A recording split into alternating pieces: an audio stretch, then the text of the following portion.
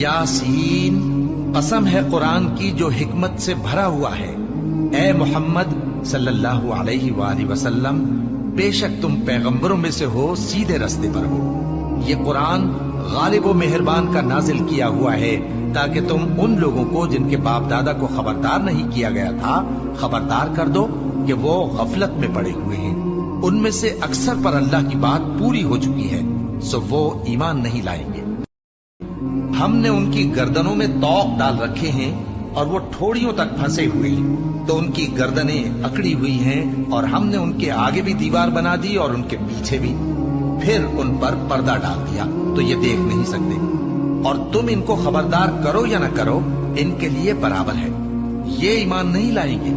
तुम तो सिर्फ उस शख्स को खबरदार कर सकते हो जो इस नसीहत यानी कुरान की पैरवी करे और रहमान से गायबाना डरे, सो उसको मगफिरत और बड़े सवाब की बिशारत सुना दो। बेशक हम मुर्दों को जिंदा करेंगे और जो कुछ वो आगे भेज चुके और जो उनके निशान पीछे रह गए हम उनको कलमबंद कर लेते हैं। और हर चीज को हमने किताब रोशन यानी लौहे महफूज में लिख रखा है। और इनसे गांव वालों का किस्सा बयान करो जब उनके पास पैगंबर आए, यानी जब हमने उनकी तरफ 2 पैगंबर भेजे तो उन्होंने उनको झुठलाया। फिर हमने तीसरे से तक़वियत दी तो उन्होंने कहा कि हम तुम्हारी तरफ पैगंबर होकर आए हैं। वो बोले कि तुम और कुछ नहीं मगर हमारी तरह के आदमी हो और रहमान ने कोई चीज भी नाजिल नहीं की, तुम महज झूठ बोलते हो। उन्होंने कहा कि हमारा परवरदिगार जानता है कि हम तुम्हारी तरफ पैगाम देकर भेजे गए हैं और हमारे जिम्मे तो साफ साफ पैगाम पहुंचा देना है और बस। वो बोले कि हम तुमको अपने लिए मनहूस समझते हैं, अगर तुम बाज ना आओगे तो हम तुम्हें संसार कर देंगे और तुमको हमसे दुख देने वाला अजाब पहुंचेगा। उन्होंने कहा कि तुम्हारी नहूसत तुम्हारे साथ है, क्या इसलिए कि तुमको नसीहत की गई? नहीं, बल्कि तुम ऐसे लोग हो जो हद से तजावुज कर गए हो। और शहर के परले किनारे से एक आदमी दौड़ता हुआ आया, कहने लगा कि ऐ मेरी कौम, पैगंबरों के पीछे चलो, ऐसों के जो तुमसे सिला नहीं मांगते और वो सीधे रास्ते पर हैं। और मैं क्यों उस जात की परस्तिश ना करूं जिसने मुझे पैदा किया और उसी की तरफ तुमको लौट कर जाना है? क्या मैं उसको छोड़कर औरों को माबूद बनाऊं कि अगर रहमान मुझे नुकसान पहुंचाना चाहे तो उनकी सिफारिश मुझे कुछ भी फायदा न दे सके और न वो मुझे छुड़ा ही सके? तब तो मैं खुली गुमराही में पड़ गया। मैं तो तुम्हारे परवरदिगार पर ईमान लाया हूं, सो मेरी बात सुन रखो। हुक्म हुआ कि बहिश्त में दाखिल हो जा। बोला काश मेरी कौम को पता चल जाए कि मेरे रब ने मुझे बख्श दिया और मुझे इज्जत वालों में शामिल किया और हमने उसके बाद उसकी कौम पर कोई लश्कर नहीं उतारा और न हम उतारने वाले थे। वो तो सिर्फ एक चिंगाड़ थी, सो वो उससे नागहां बुझ कर रह गए। बंदों पर अफसोस कि उनके पास जब कोई पैगंबर आता तो वो उससे तमस्खुर जरूर करते। क्या उन्होंने नहीं देखा कि हमने उनसे पहले बहुत से लोगों को हलाक कर दिया था? अब वो उनकी तरफ लौट कर नहीं आएंगे और सब के सब हमारे रूबरू हाजिर किए जाएंगे। और एक निशानी इनके लिए जमीन मुर्दा है कि हमने इसको जिंदा किया और इसमें से अनाज उगाया, फिर ये इसमें से खाते हैं और इसमें खजूरों और अंगूरों के बाग पैदा किए और इसमें चश्मे जारी कर दिए ताकि ये इन बागों के फल खाएं, और इनके हाथों ने तो इनको नहीं बनाया, तो फिर क्या ये शुक्र नहीं करते? वो जात पाक है जिसने जमीन की नबातात के और खुद इनके और जिन चीजों की इनको खबर नहीं सबके जोड़े बनाए।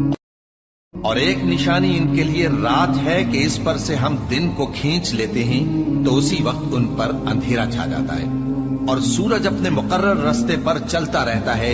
ये उस गालिब व दाना का मुकर्रर किया हुआ अंदाजा है। और चांद की भी हमने मंजिलें मुकर्रर कर दी, यहां तक के घटते घटते खजूर की पुरानी शाख की तरह हो जाता है। न तो सूरज ही से ये हो सकता है कि चांद को जा पकड़े और न रात ही दिन से पहले आ सकती है, और सब अपने अपने मदार में तैर रहे हैं। और एक निशानी इनके लिए ये है कि हमने इनकी औलाद को भरी हुई कश्ती में सवार किया और इनके लिए वैसी ही और चीजें पैदा की जिन पर ये सवार होते हैं। और अगर हम चाहें तो इनको गर्क कर दें, फिर न तो इनका कोई फरियाद रस हो और न इनको रिहाई मिले, मगर ये हमारी रहमत और एक मुद्दत तक के फायदे हैं। और जब इनसे कहा जाता है कि जो तुम्हारे आगे और जो तुम्हारे पीछे है उससे डरो ताकि तुम पर रहम किया जाए, اور ان کے پاس ان کے پروردگار کی طرف سے کوئی نشانی نہیں آتی مگر اس سے منہ پھیر لیتے ہیں۔ اور جب ان سے کہا جاتا ہے کہ جو رزق اللہ نے تم کو دیا ہے اس میں سے خرچ کرو، تو کافر مومنوں کے متعلق کہتے ہیں کہ بھلا ہم ان لوگوں کو کھانا کھلائیں جن کو اگر اللہ چاہتا تو خود کھلا دیتا، تم تو کھلی گمراہی میں ہو۔ اور کہتے ہیں اگر تم سچ کہتے ہو تو بتاؤ یہ وعدہ کب پورا ہوگا؟ یہ تو ایک چنگھاڑ ہی کے منتظر ہیں جو ان کو اس حال میں کہ باہم جھگڑ رہے ہوں گے آ پکڑے گی، پھر نہ تو یہ وصیت ہی کر سکیں گے اور نہ اپنے گھر والوں میں واپس جا سکیں گے۔ اور جس وقت سور پھونکا جائے گا یہ قبروں سے نکل کر اپنے پروردگار کی طرف دوڑ پڑیں گے، کہیں گے ہائے بربادی، ہمیں ہماری خوابگاہوں سے کس نے جگہ اٹھایا۔ یہ وہی تو ہے جس کا رحمان نے وعدہ کیا تھا اور پیغمبروں نے سچ کہا تھا۔ وہ تو صرف ایک زور کی آواز ہوگی کہ سب کے سب ہمارے روبرو آ حاضر ہوں گے، پھر اس روز کسی شخص پر کچھ بھی ظلم نہیں کیا جائے گا اور تم کو بدلہ ویسا ہی ملے گا جیسے تم کام کرتے تھے۔ اہل جنت اس روز عیش و نشاط کے مشغلے میں خوش ہوں گے، وہ بھی اور ان کی بیویاں بھی سایوں میں تختوں پر تکیے لگائے بیٹھے ہوں گے، وہاں ان کے لیے میوے ہوں گے اور جو وہ منگوائیں گے ان کو ملے گا، ان کو پروردگار مہربان کی طرف سے سلام کہا جائے گا۔ اور وہ فرمائے گا کہ گناہگارو تم آج الگ ہو جاؤ، اے آدم کی اولاد، کیا میں نے تم سے کہہ نہیں دیا تھا کہ شیطان کو نہ پوجنا، وہ تمہارا کھلا دشمن ہے، اور یہ کہ میری ہی عبادت کرنا یہی سیدھا رستہ ہے، اور اس نے تم میں سے بہت سی خلقت کو گمراہ کر دیا تھا، تو کیا تم سمجھتے نہیں تھے؟ یہی وہ جہنم ہے جس کے تمہیں دھمکی دی جاتی تھی، جو تم کفر کرتے رہے ہو اس کے بدلے آج اس میں داخل ہو جاؤ۔ آج ہم ان کے منہوں پر مہر لگا دیں گے اور جو کچھ یہ کرتے رہے تھے ان کے ہاتھ ہم سے بیان کر دیں گے اور ان کے پاؤں اس کی گواہی دیں گے، اور اگر ہم چاہیں تو ان کی آنکھوں کو مٹا کر اندھا کر دیں، پھر یہ رستے کو دوڑیں تو کہاں سے دیکھ سکیں گے، اور اگر ہم چاہیں تو ان کی جگہ پر ان کی صورتیں بدل دیں، پھر وہاں سے وہ نہ آگے جا سکیں اور نہ پیچھے لوٹ سکیں۔ اور جس کو ہم بڑی عمر دیتے ہیں تو اسے تخلیق میں اوندھا دیتے ہیں، یعنی اسے بچپن کی کمزوری والی حالت کی طرف لوٹا دیتے ہیں، تو کیا یہ سمجھتے نہیں؟ اور ہم نے ان کو یعنی اپنے پیغمبر صلی اللہ علیہ وآلہ وسلم کو شعر گوئی نہیں سکھائی، اور نہ وہ ان کو شایع ہی ہے، یہ تو محض نصیحت ہے اور صاف صاف قرآن ہے، تاکہ اس شخص کو جو زندہ ہو خبردار کرے اور کافروں پر بات پوری ہو جائے۔ کیا انہوں نے نہیں دیکھا کہ جو چیزیں ہم نے اپنے ہاتھوں سے بنائیں ان میں سے ہم نے ان کے لیے مویشی پیدا کر دیے اور یہ ان کے مالک ہیں، اور ان کو ان کے قابو میں کر دیا تو کوئی تو ان میں سے ان کی سواری ہے اور کسی کو یہ کھاتے ہیں، اور ان میں ان کے لیے اور فائدے اور پینے کی چیزیں ہیں، تو کیا یہ شکر نہیں کرتے؟